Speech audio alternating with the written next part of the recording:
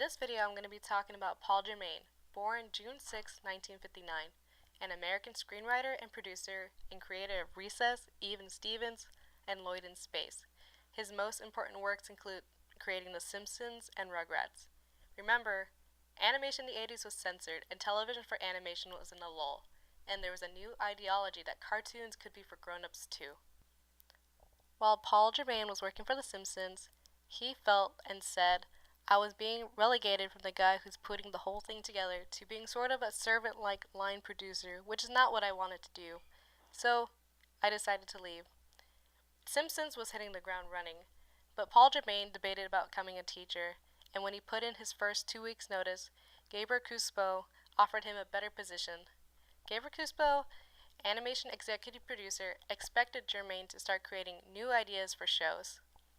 While Simpsons continued to take off, Nickelodeon, normally having live-action shows, they weren't looking for the same stuff anymore. Nickelodeon wanted something new, and they wanted to create their own animated show. Their partnership with Klasky Csupo Productions, Arlene Klasky, co-founder of Klasky Csupo as well, asked Germain to do a show about cute babies. Together, they created The Rugrats Show, a show focusing on a group of toddlers and their day-to-day lives, usually involving common life experiences that become adventures in the babies' imaginations, and the adults are unaware of what they are up to. At first, Germain had no idea what to do, but he had an epiphany in the middle of the night. He remembered his childhood.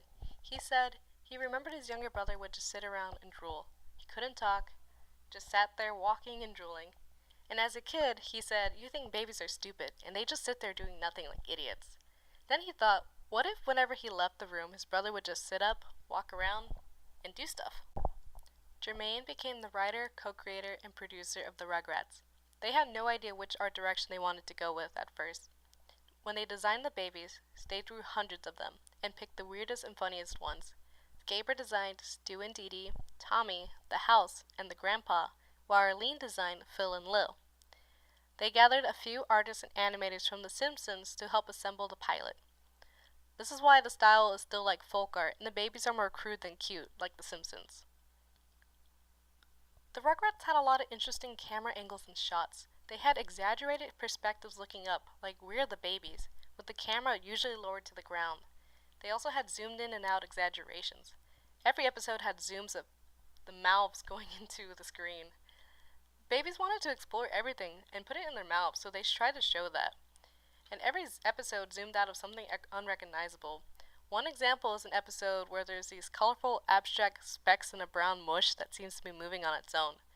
And then it zooms out for us to realize that the mom is mixing cookie dough batter. Germain designed Germain and Arlene's concepts and story for the plot without looking at any of the artwork. And in 1991, The Rugrats aired on Nickelodeon and gained over 20 awards during its 13-year run.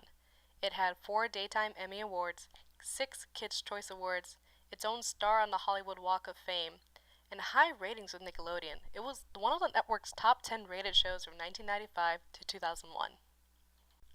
Germain helped in making a lot of changes to the animation world in the 90s. He helped it lead it in a better direction. The Simpsons and the Rugrats were a major success, proving that adults can watch shows and enjoy them as they are, for adults, or they can watch it alongside the children with the Rugrats. These characters are recognizable, and we still know and love them today. Soon others, like Bruce Timm, would follow in his trend.